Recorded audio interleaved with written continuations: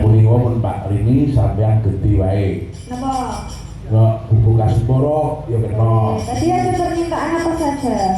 Bubuk Kasmoro sesideman. Nah, niku mawon. Niku mawon. Karya Basuran Suwondo. Yang pun Basuran Suwondo. Ganti ke. Anting-anting nang dhuwur nang isor kuping bae. Kenapa Pak? Memangnya ada apa? Ora kuwi bakale kowe nemu jodoh sing sejati. Napa nggih? Bakale ora suwe to nek. Napa nggih Pak?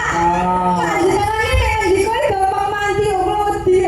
Padahal iku yo tau jeneng konsep masak lama. Duh, nek belum dadi mantuku.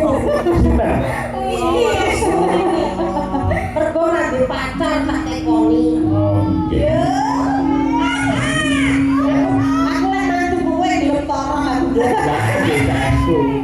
Niku jawi niku, ane belum apa piye?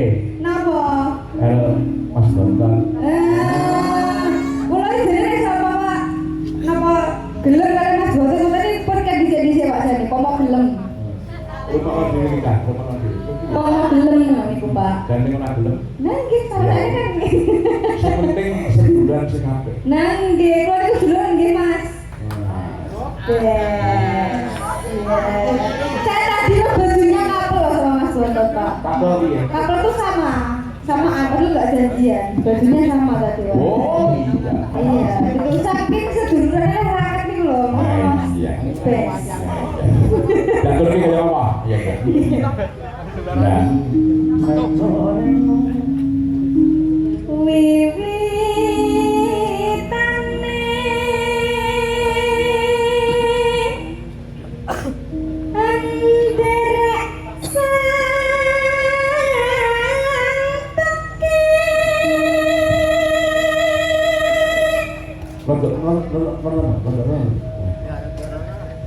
Pak Joko ben terus Pak Joko ora. Tapi nek iso piyayi sing nom-nom ngene iki lho remene ora jamak. Tegese remen dadi putrane sampeyan iki Pak. Oh nggih. Nek belum dipek mantu karo Pak Joko kowe. Oh, gadah putra apa, Pak? Seumuran saya. Oh iya no. Kok katanya tuh bahasa aja ngepek kula mantu. Lintuan dipek mantu kowe yo. Lho kan. Dituke palu. Oh, bisu-bisu.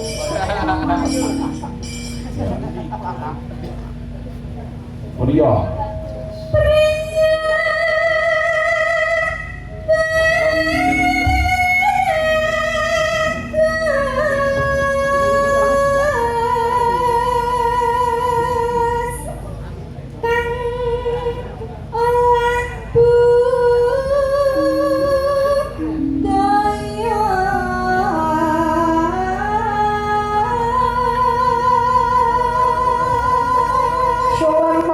Kutha gedhe ngono nduk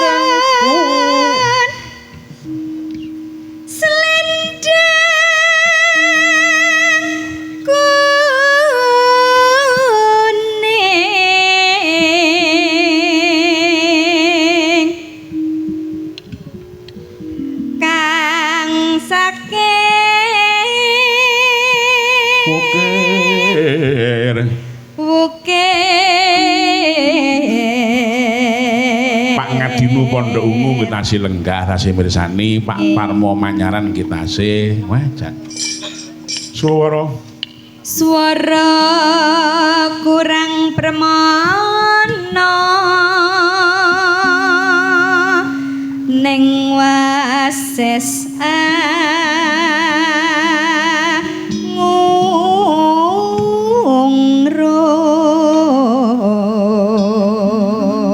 nonen Angung rumarang bendara Tiah sulistya pijer ngincangake alis